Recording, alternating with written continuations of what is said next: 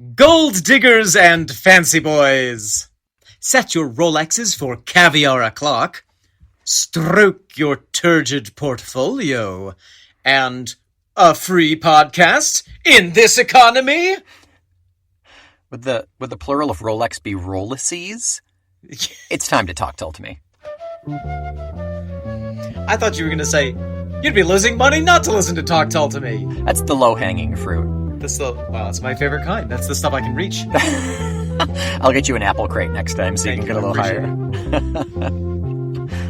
Welcome back. I am Omen Thomas Sade. And I am Nick McGill. Together, somehow, we are Feckless Moans. And miraculously, this is Talk Tull to me. A timely windfall in the balance sheets of prog rock in which Net Worth Nick and Overdraft Omen will calculate the return on investment of every single track that long-term growth model rock band Jethro Tull has ever produced. We will borrow some blockchain from Martin Barr, trade personal penny stocks with David Pegg, and identify the QIP and the RDM of the GDP with PJV. And if we can survive the Keynesian kickback of the free flute market, we will see if acid test angel investor Ian Anderson will acquire our artificial annuities. You know, for the last 3 minutes writing this and freaking out about it not being good, oh man, that was really good. Don't tell them that I wrote it. They need to know. On the back of a napkin on my way from the bathroom. We are honest. Why do you have napkins in the bathroom? I'm not sure. Ran out of toilet paper. Nick, welcome back. Welcome back, Omen. 'Tis a brand new day here on the Talk Tull to Me podcast, not only because it is literally a fresh new day in which the infinite possibilities stream outward from us, but also because we are unwrapping a new album. That's right.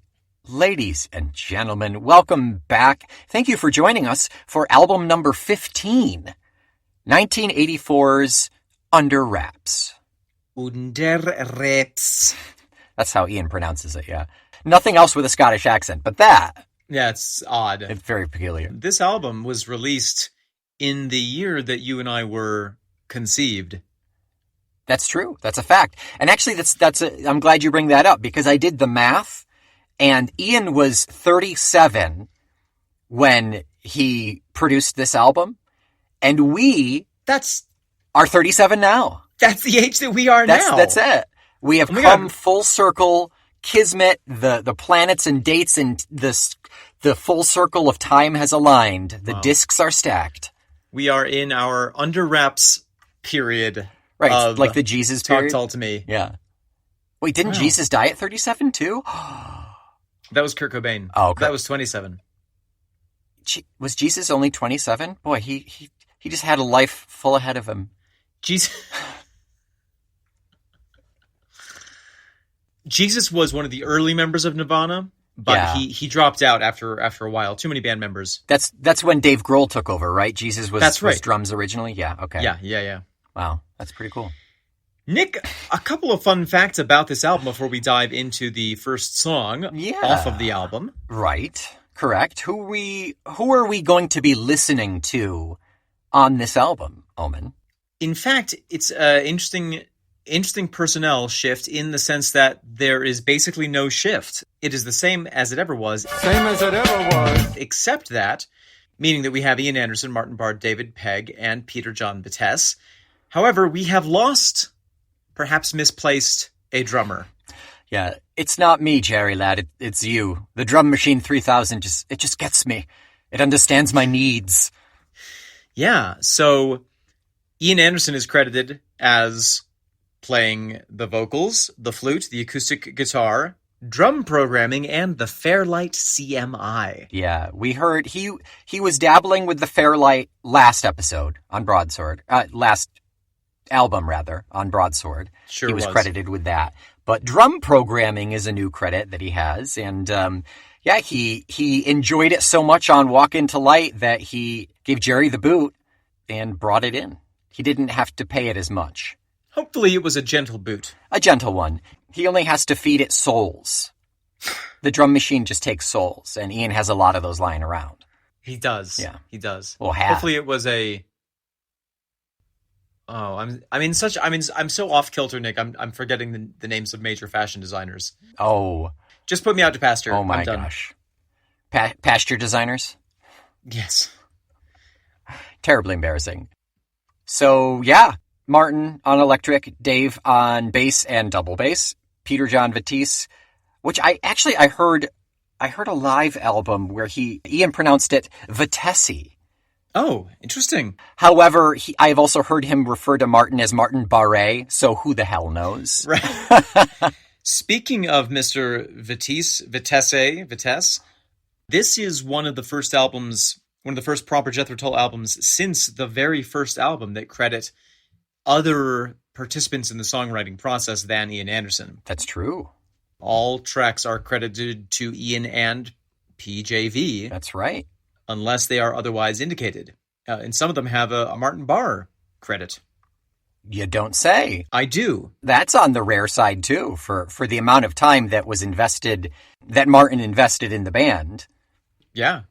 Also, and we will no doubt talk more about this later, after the album had released and they were going on tour for this album, Ian was warned by his doctors to postpone the tour since he had been suffering from vocal distress.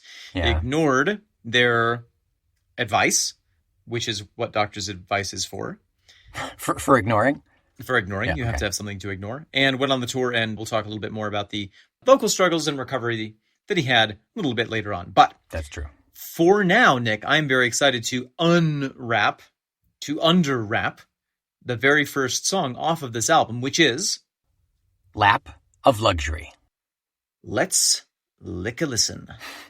Lum lum.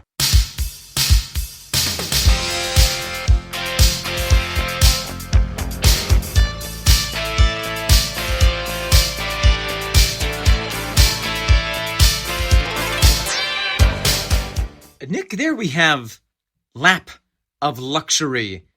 Is this a luxurious sound to you? That feels like a loaded question.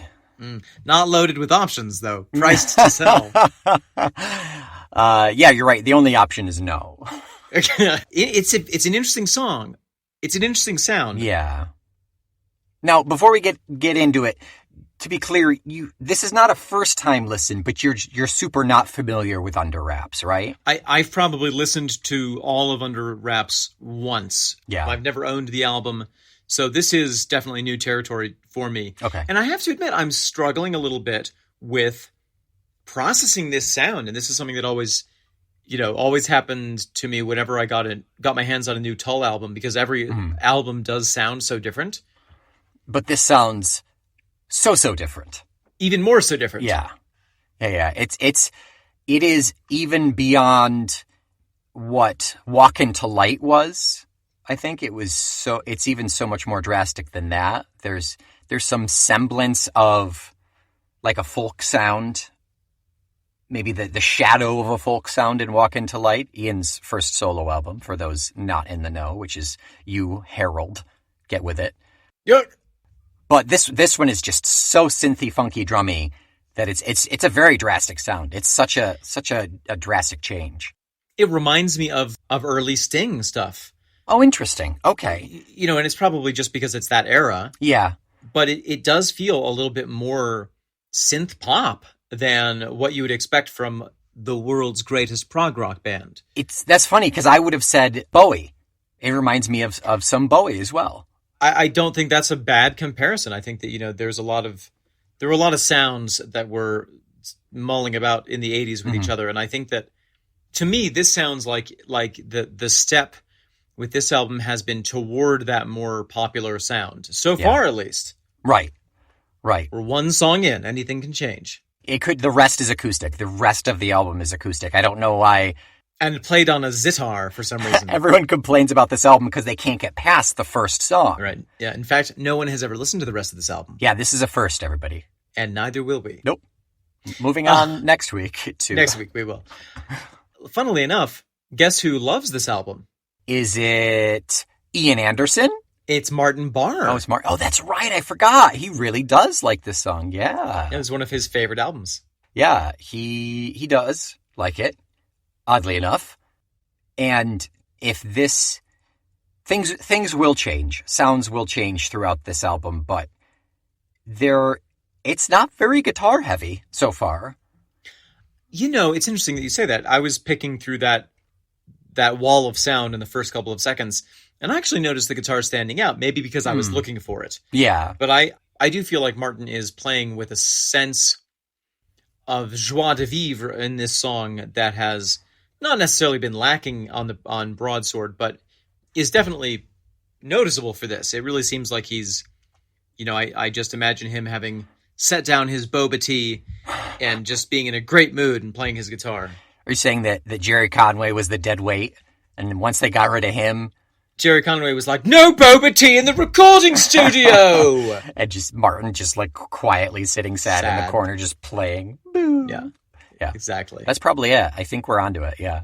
There's lots of digital stings in this, and it's unknown to my ears which of this is the Fairlight Convention and which of this is Peter John Batiste on his synthesizers.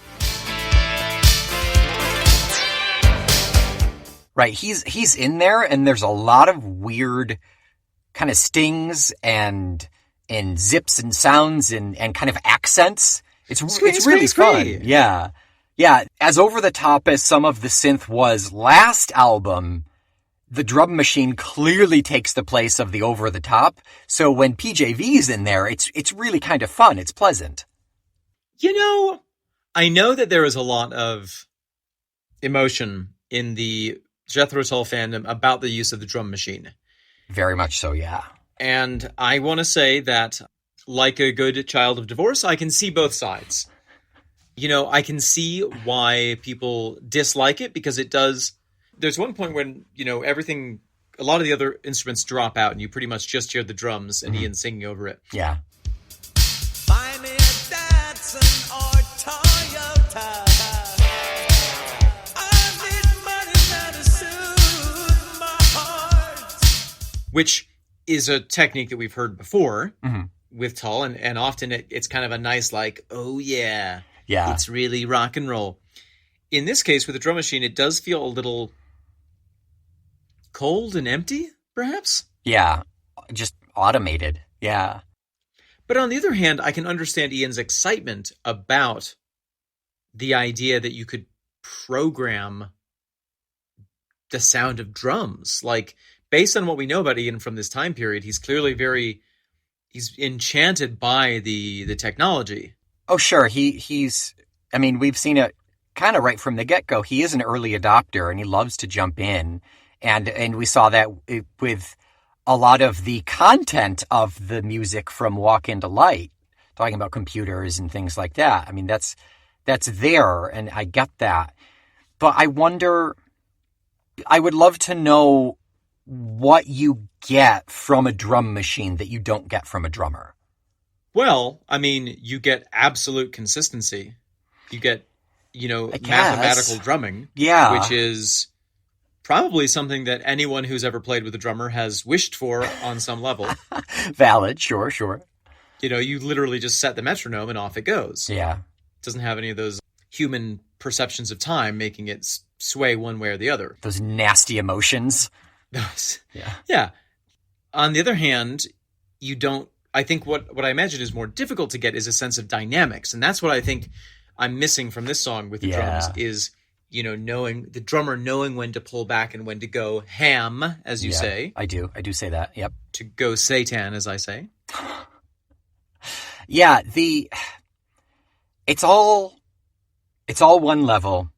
And I don't know if it is the volume, the mixing, whether it was intended or not. And it does get adjusted and kind of corrected, for lack of a better term, later on in the album. Right, I'm sure you can fix it in post to some extent. Yeah. But, the thing in the forefront in this song is that drum. And I always have to, squint with my ears to get through to hear the rest of it. Little ear squint, yes. Little ear squint. I'm doing it right now. Can you see it? It's happening. I can feel it. That being said, the other instrument that kind of powers through it is Peggy's bass, actually. And and it's great. I find it very prominent, and it's as to be expected. I've always really dug Peggy's bass.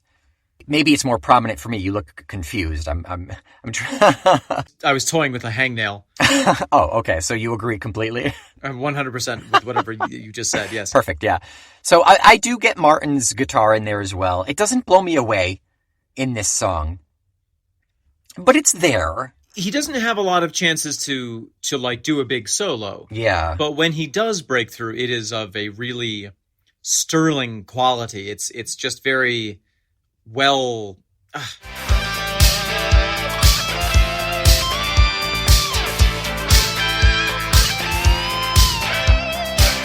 I mean, it's Martin. It's Martin at this point. It's Martin Barr, and Yeah. it's Martin Barr really coming into his peak, perhaps. His godhood.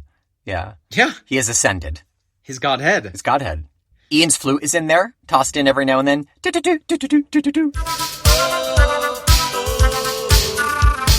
Oh yeah. Yep. You know what? I actually completely lost that with all the digital screamings and zappings. Yeah, it's in there. It's not super prominent. It's not regular. Most of the screamings and zappings are synth, but he's in there. Some kind of the occasional tooty sting. The obligatory flute toot. Flute toot to boot. That's right. And let's see. The last thing I really want to note musically is we get some harmonies in here, probably with Peggy, I would assume. It doesn't sound like Ian's poor man's harmonization. It sounds like legit another voice in there. Lap, lap of luxury, yeah. Yes, toward the end of the song, we have that kind of overlapping, slightly polyphonic lap, lap of lap, lap. Oh, of yeah. luxury, lap, lap. Lap, lap of luxury, lap, lap of luxury, yeah. Lap, lap of luxury, yeah. And in the whoa woes at the ends too, I believe. Mm-hmm. Yeah. Mm-hmm. Yeah. It's not bad. I would love to hear this entire album acoustic. I think I dig the hell out of this album acoustic. On a hurdy-gurdy. On a hurdy-gurdy. Let's do a hurdy-gurdy. Let's do a calliope. We'll throw in a glass harmonica. Yeah. And, a theremin. That would be wonderful. Yeah. And a brick being beaten against another brick Yes. Yeah. by a machine. Oh, yeah. That's the drum machine. Yeah. Yeah. So the fascinating thing is, I think the first time that I heard of a drum machine, Mhm. I imagined an automated drummer where you would get essentially a robot with arms that would be able to play an actual drum set. Of course, that's not what is the case here. I think the sound, even if the timing were like perfect mathematically sound with that kind of drum machine, I think it would sound better because it would be the natural sound of the drums, Uh-huh. I think where you get away with it here is that there are so many other digital sounds. I mean, Right, yeah. I mean, it's really it's almost half and half. Really, you have the digital drums, the digital synthesizer, Yeah. Ian's synth, and then 3 live instruments, Yeah. three manually played instruments. If we didn't have the synth in the back, boy, I think it would be even more jarring. I agree. I think that then it would really sound like they were trying to save money by not hiring a drummer, Yeah. rather than, okay, we're experimenting with this new technology. Yeah, Jerry's out sick for the next 3 years. Yeah. We have to do this somehow. We've got a deadline to make. Yeah. Anything else to say about the music of Lap of Luxury? And JDA was not old enough at this point to be a drummer for Tull, so if Jerry couldn't make it, that's why. Who's JDA? JDA, James Duncan Anderson. Oh, of course. Of course. No, nothing more to talk about. What about you, Omen? Nothing. I am exhausted. I think we should take a quick break and come back to talk about the content in the second half. Let us do that. Oh, hello, Nick. Wow, Omen, we're Oh, here. you came over here so fast. Did I you know. ride your bike? I did. My electric scooter. It's fully charged. I plugged it in. We're good to go. Your scoop machine? My scoop machine. I know a lot of people don't like this era of Talk Tull to me because I use the scoop machine instead of the Oh, yeah. regular scooter. I mean, it gets you there, but the romance is gone. I know. But for the people who are first introduced to Talk Tull to me in this era, they'll always have a special place in their heart for it. Oh, yeah, totally. Anything to chat about while we're here, since we're here? Since we're here, we might as well talk about it. I've got myself an email. What?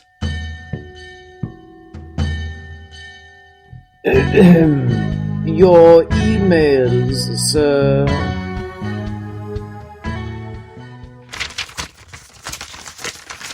Thank Master you. Nick, here is your email. Thank you, Marley Machine. I appreciate that. Straight into the wall. Yeah, no, I got it. Please make sure you clean up the silver paint in the bathroom and buy another roll of tinfoil, please, Marley. Deactivating. Not enough scotch. Oh gosh, he's just getting more and more belligerent tonight. I'm not sure I like it. I really don't know that we're saving any money. No, I've definitely spent With the much Marley more machine. money. Yeah, not helpful. Well, what's the email say then? Okay, so this is from a previous writer-inner, Greggy K. Let's fall into the K-hole. Oh, I think that's what you said the last time we talked about Greg's email. Got a finite number of jokes, Nick. This was all the way back from the beginning of February, believe it or not. From the beginning of what? February. Oh, you say that word so strangely to me. February. February. February. There's an R. February. February. February. February. All right, let's hear it. Back in the second month of the year, Greg writes, hopefully you aren't sick of me yet, but seeing that you haven't reached Under Wraps yet, I wanted to get out in front to posit a few thoughts. I know that Under Wraps is not a favorite album for most Tull fans for a variety of reasons. Electronic drums, techno keyboards, Ian's decimated vocal cords, etc. I listened with interest to the review on another excellent podcast, Vernacular Verbose, where I first encountered your fine selves. And they were less than complimentary of the work as a whole. I get it, I really do. At the time of the release, we, the United States, Britain, the Western European alliances, were still very much embroiled in the Cold War, and both the news and popular fiction were ripe with stories of intrigue and espionage. Oh. At that time, I was reading books from John le Carré, Tinker Tailor Soldier Spy, and Martin Cruz, Gorky Park, among others. These were complex, multi-layered stories of double crosses, sabotage, red herrings, murder, and mayhem. Then my beloved Jethro Tull released Under Wraps, and the vinyl album version read like one of these novels. All the characters were there. Greedy capitalists versus dogmatic state loyalists, spies, turncoats, seductresses, anonymous folks in anonymous cars, saboteurs, turncoat generals, news agencies trying to break the story in heavy type, big government space project. Frankly, it never occurred to me at the time that this wasn't a concept album. Each song was a chapter in the overall story arc. We, the listener, were the hapless bystander being swept along by the events taking place all around us, trying to put the pieces together. I absolutely was enthralled by Ian's weaving of a grand Cold War story. I will say that the original vinyl playing order really told this story well. It wasn't till years later that the CD version was released with extra songs thrown in the mix. Those songs perhaps weren't wonderful, but they did add to the narrative I already had in my head. Though I thought then, and I still think, that the song Apogee was the perfect end for the album. When they stuck automotive engineering and General Crossing at the end, it broke some of the continuity. My favorite songs are European Legacy, Later That Same Evening, and Heat. For my money, Martin Barr's solo on Heat stands out as a real highlight. Brief, but a real scorcher. So in conclusion, I would say Under Wraps is not a perfect album. Perhaps not even a very good album. But it remains one of my favorites for the story it tells. As always, keep up the great work. All the best, Greg. Greggy, thank you so much for the context. One of the things that we find so valuable about our listeners and our writer-inners is that they provide us the things that we don't bother to think about, like the context in which the album was released, which, of course, the Cold War. I mean, as soon as you say it, it's so obvious, but you said it, and we hadn't yet. So thank you so much for your perspective. Absolutely. It's super crazy helpful, always and forever. We'll continue to say it. Having listeners and this collaborative thing that we are together, having everybody from different time periods and different walks of life and different experiences and how they interact with these albums, because other than Zealot Gene and the Christmas album, Yeah, we did not experience any Tull in real time. that is true, yes. So it's super useful to have these pieces. Crazy, sexy, flashy, cool of you to write in. It makes us feel like the beak of an octopus that has an infinite number of tentacles, reaching out across time and space. A Cthulhu of Tull, if you will. Cthulhu. Katuk Cthulhu to me. Thank you, Greg K., for writing in, and we will be sure to keep an eye on the overarching narrative of this album. I'm really excited to talk about the different versions of the release. This one in particular was released in more formats than any other album before it, so lots to talk about there. Yeah, absolutely. And we will dive into that a bit later on. But for now, Let's dive out of this break. let's dive out into this tiny little thimble of water. Once we get dried off, we'll talk lyrics. Splash. Pass me cooking thimble! It's full of sherry. Here I am, Omen. My scooter is fully charged. I'm back. We can talk lyrics about Lap of Luxury. Lyrics of Luxury. Thank goodness. I am The Lap of Lyrics. really ready to talk about these luxurious lyrics. They are great. I condition them twice a week, and we are good to go. As Abba said, Nick, Mm-hmm. money, money, money must be funny in a rich man's world. Money, money, money must be funny in the rich man's world. The great sage Abba once said, yeah. This really, we have talked often about which bucket do we put songs into, which bucket of classification. Yes. And because we ran out of drawers. This one I would put in maybe a new kind of a bucket. I think this album just belongs in its own bucket. I think it's an under wraps bucket. Because there are very few songs that I can recall to my memory that are specifically about, like, I wish I had the money.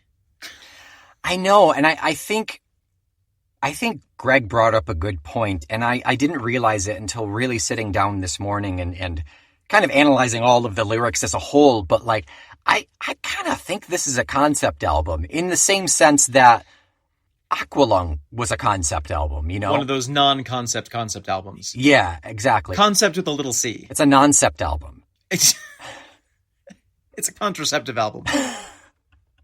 No one can get pregnant while listening. And honestly, that's probably right. No one will get pregnant listening to this album. Well, quick anecdote. I had the realization yesterday. We were driving in the car, and my friend put on the Electric Light Orchestra. Oh, nice. And I was like, what is this? And she was like, oh, this is the Electric Light Orchestra. Do you like that band? And I was like, if I'm honest, I thought this song was the Beatles. Yes. And she was like, oh, okay. And then we played another song. Was it Mr. Blue Sky? Is that the one? Yes. Super Beatles, yeah. And then she put on another song, and I was like, is this also the Electric Light Orchestra? And she was like, yes. And I said, I thought this was the Cars. And so we were talking about the ELO. Uh-huh. And I said, oh, so they're a little bit more like pop rock. And she was like, I wouldn't really call them pop. And I was like, well, I mean, in comparison to something like prog rock, like Jethro Tull. And she was like, oh yeah, this is, listenable. Oh, goodness. Does she know what you do in your free time? Yes. Wow, shots fired. She looked you dead in the eyes. As she was driving, she looked dead in the eyes away from the road and said, this is listenable. And then we hit Held it. a fire hydrant. Held it for like 2 minutes. But to that point, this is not the music of the Electric Light Orchestra. Very much so, yeah. This takes a little bit of digesting to really appreciate. Yeah, you have to ruminate on this. You need to chew it a couple of times, put it in every one of your stomachs, bring it back, chew it some more. Chew on it a little bit more. Yeah. This is the cud of Jethro Tull. It really is. It really is. That's, as as ridiculous as that metaphor, as ridiculous as that bovine metaphor was, it was actually quite apt. As mad as that cow metaphor was. You're really milking it for all it's worth. Don't. I got a stitch in my calf. Well done. Cramp, that's the word I was looking for. There we go. Not worth it. There are other songs that I can think of from Tull that are kind of in the bucket of money is the root of all evil. Or even though I'm rich, I'm not focused on that. I think that maybe the closest, or even, even I'm enjoying the modest wealth that I have obtained, like Yeah. with four-wheel drive low ratio. Sure, right. This is our first introduction to a character that maybe sticks around for the rest of the album? Question mark? We'll have to see. Yeah. Is this the new Ronnie Pilgrim? Is this the new Ray Lamas? Yeah, it could be, but really pertinent to the spy format, we never know his name. Oh. Yeah. Also, probably because he didn't think of it as a concept album, so he didn't give him a name. But I like to think that it's because of the spy thing. Or without a name, does the spy become all of us? We are the spy. We're in every spy. The money won't last forever. Rentman called twice today. I hope someday you'll find me in the lap of luxury. The money won't last forever. Rentman called twice today. I hope someday you'll find me in the lap of luxury. Is this a rich man who somehow lost his source of income and is kind of like running out of that nest egg? Or is he trying to be a rich dude and he just can't make it work? Yeah, it's interesting. It could be read either way. It could be read. You're familiar, of course, with the classic musical My Fair Lady. How bizarre that I was literally just telling Raven that I assistant directed My Fair Lady one summer at Hofstra, and the big draw was this old off-Broadway star named Lorraine Sarabian, and she was you could have put a cardboard cutout of her up there and it would have been just as emotive. But like she was the draw for all of the blue hairs. I mean, wow. That was the thing to pull in all the old people, and they loved her on Long Island. Oh my God, wow. She was a star. But yeah, I was, funnily enough, I was just telling Ray about that today. So you're very familiar with the song that goes, all I want is a room somewhere far away from the cold night air, with one enormous chair. Oh, wouldn't it be lovely? All I want is a room somewhere far away from the cold night air, with one enormous chair. Oh, wouldn't it be lovely? I'm not as familiar with it as you are, apparently. So, I mean, that song is a simple and evocative song of someone who has no money but wants to live a life that is more comfortable. Right.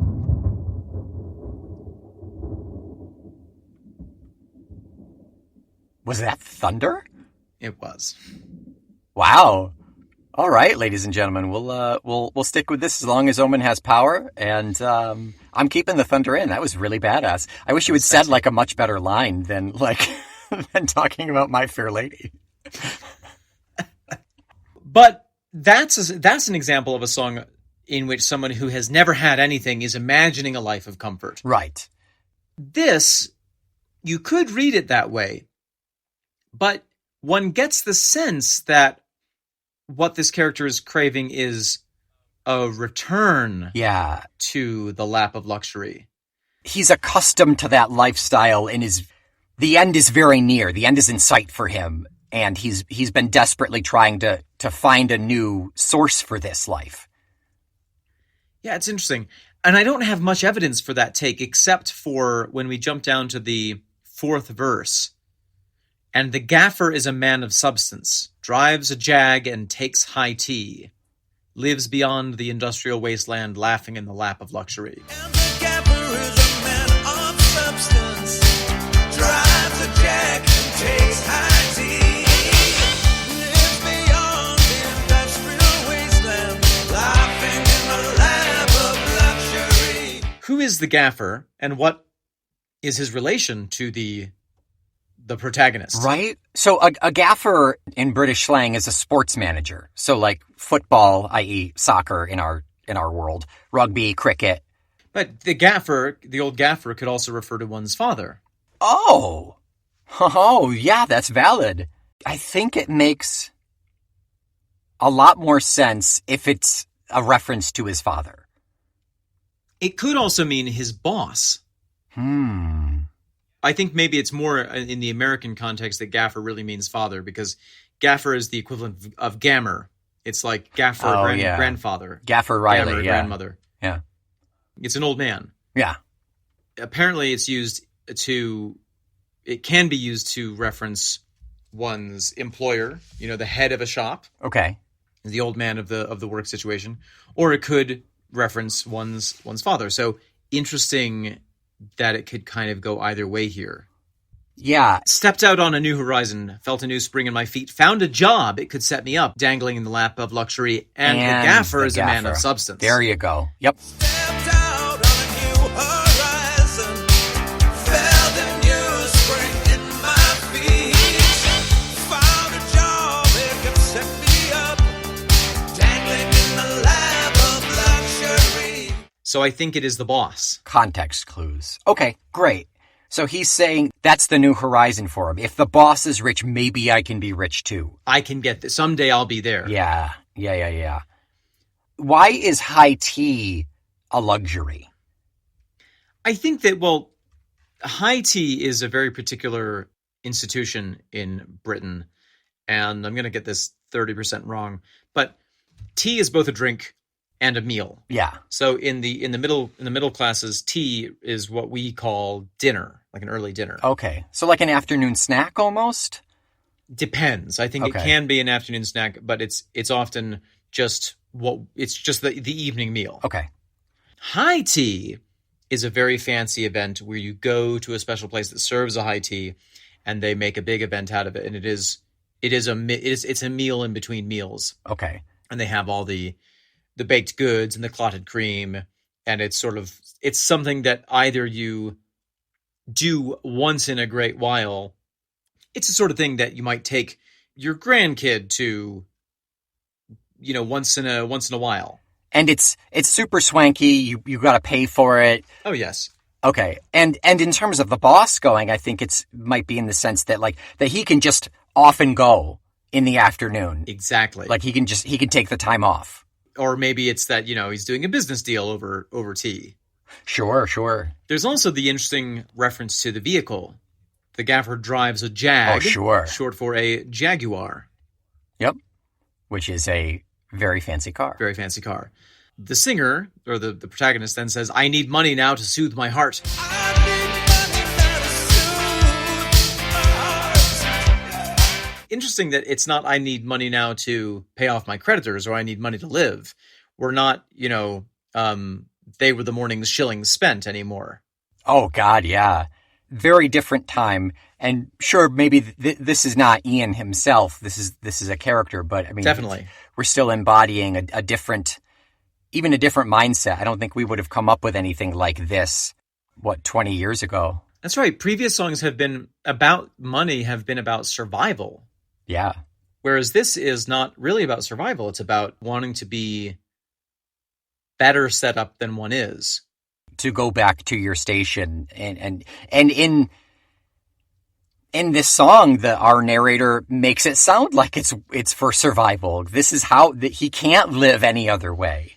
He needs, right. We've talked so much about Ian's love for trains. And in this case, this person is saying, "I need a car. Buy me a Datsun or Toyota. Get the taxman to agree. All the expense that I can muster from the lap of luxury." Buy me Datsun or Toyota, get the taxman to agree. All expenses I can muster from the lap of luxury. Oh. Neither of those are Jaguars.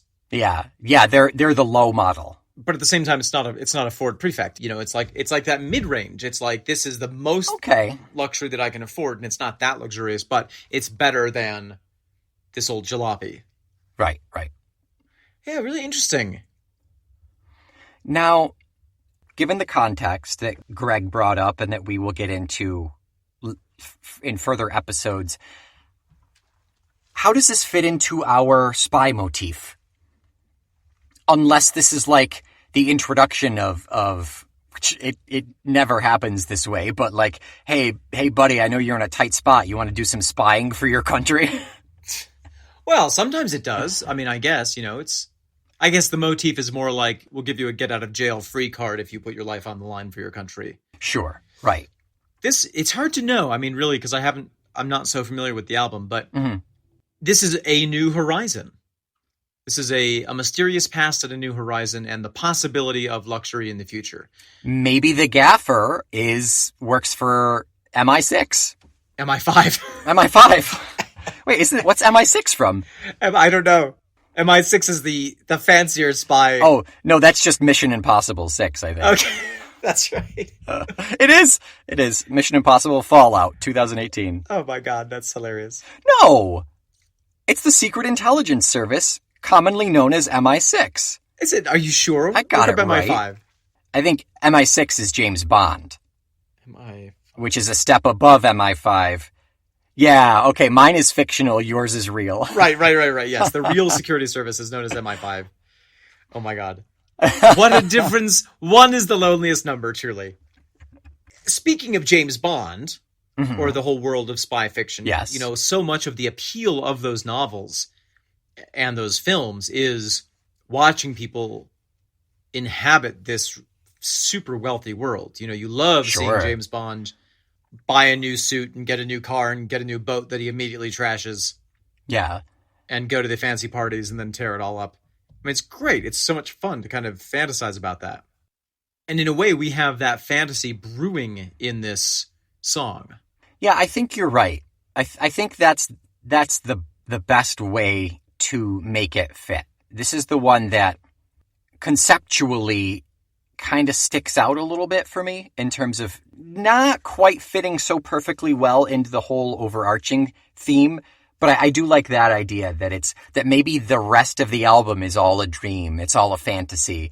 I think we will have to keep an eye on the overarching narrative of this album and really, I think this is going to be an investigation, if you will, an undercover investigation for us. No, I'm going to do it very blatantly. I'm just going to scream, I'm looking at this. Any commies over here? Anybody? Pinkos? No? Nothing? All right. If you've got military secrets, you gotta leave them here on the way out. Where are the Ruskies? Come on. If I ask you, you have to tell me. That's part of the deal. Nick, anything else to say about the Liep of Luxury? No. I'm more interested and excited to get into the rest of this album now that we've kind of scratched the surface paint of this album with this first track. You are someone who is passionately frugal and rejective of most of the trappings of, like success in the way that society tells us that we have to show our success. Yes? I'm trying to say that in as clear a way without insulting you as possible. Are you saying I'm cheap? I didn't say that. No, you spend money on the things that you enjoy, but you don't, I think, feel the need to spend money on something that will show off a sense of wealth. Oh, yeah. I don't care what people think. People. I don't care yes, what anyone thinks about me. That was my point. But yes. Is there any luxuries that you have ever been like, oh, God, I'm going to get the next one down from that until I can get to that? Like, the Jaguar metaphor. Like, I want a Jaguar, but I'm going to get the Toyota because that's what I can afford, but I really want a Jaguar. Oh, that's interesting. Well, I think... No, it's usually I wait until I can get the thing. Unless it's like a completely practical need. Right. Like, both of the Priuses died. I needed a new car. Couldn't get an electric car, so I bought a hybrid Subaru. Sure. Next best thing, I would say. Very, very happy with my Subaru purchase. Yes, no doubt you are. If money were no object, would there be any luxury items that you would indulge in, that you can think of, that appeal to you, that fire your imagination, that spark your loins, Nick? Is that what that smell is? I would say an electric car would that be a luxury? I suppose.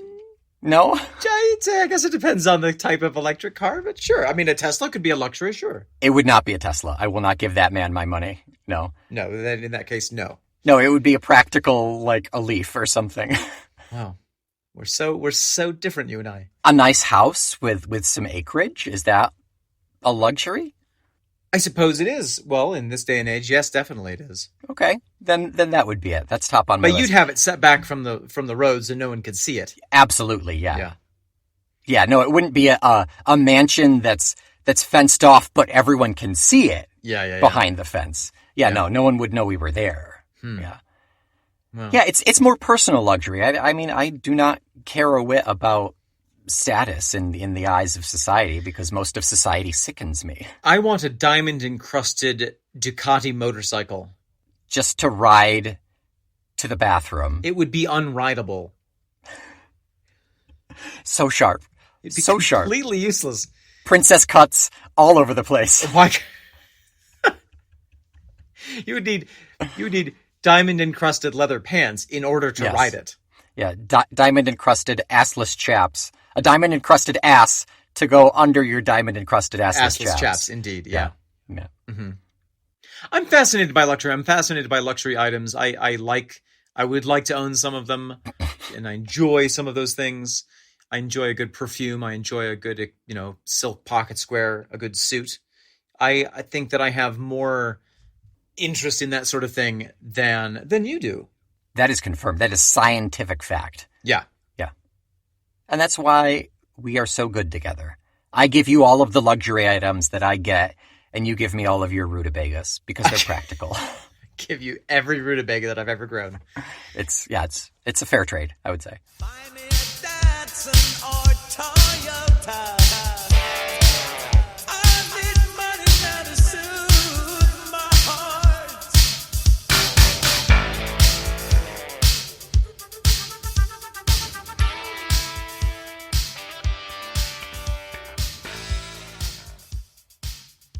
Speaking of rutabagas, what are we listening to next week? Next week, we are combining tracks 2 and 9 off of this album. Why would we do such a thing? Because they are under wraps 1 and 2. Ah. That's right. That's what we're doing. And it's sure to be a good one. Until next time, if you would like to lay your head in the lap of luxury, why don't you put your head into a Talk Tull to Me branded hat, which you can get at our TeePublic page. Just go onto the link in the show notes.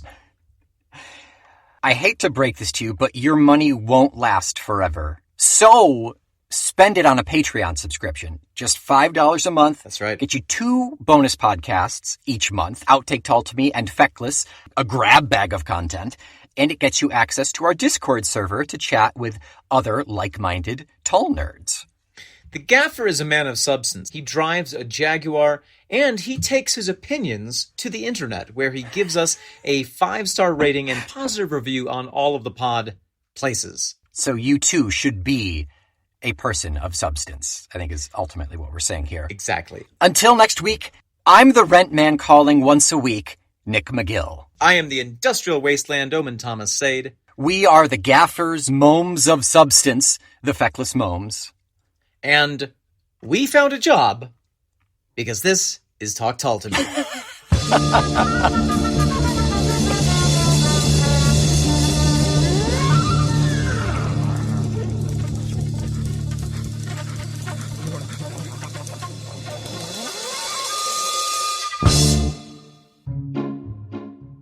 Now, Eliza, please sit down. It's time for your elocution lessons. Eliza, we've talked about this. Yes, Professor Higgins. I'll sit me arse down on this fluffy. Ooh, it's got more stuffing than a Frenchman on a Sunday. Repeat after me, Eliza. Yes, Professor. Funny how long nights allow thoughts of Jacqueline. Funny how long nights allow thoughts of Jacqueline. Am I doing it, Professor? Am I proper lady now? Not quite. Let's try another one. Let's see. Mayhem in the high degree. Mayhem in the eye degree. I've got a tongue twister for you, Henry Higgins. I scratch my rash with this flesh of blesh. I just made that up. It don't mean nothing. That was, That's what they call small talk in high society. All right, let's try another one, a bit more classy than that. Now she's kissing Willie, my best friend, Willie. Now she's snogging Willie, my best gaffer Willie. Yes. Oi, Professor, don't mean to be rude, but this fruit ain't even fruit. I busted my tooth on it. That is a plastic. It's decorative. Oh. Eliza. All right, let's try thank this you. one. This one is a bit. Even the dog's gone mad. That's dreadful. Let's try. This one is the most challenging yet, but Eliza, I know you've been practicing in your off time. I think we can make this work. All right. Then you can go kick the dog as you are wont to do. I do love it. It's the most comfortable thing I've ever done with my feet. Repeat after me, Eliza. Talk Told to Me is a proud member of the Feckless Momes Audio Network. Talk Told to Me is a proud member of the Feckless Momes Audio Network. By Jove, Eliza, I think you've done it! I've done it, Henry Higgins! I shall kick the dog.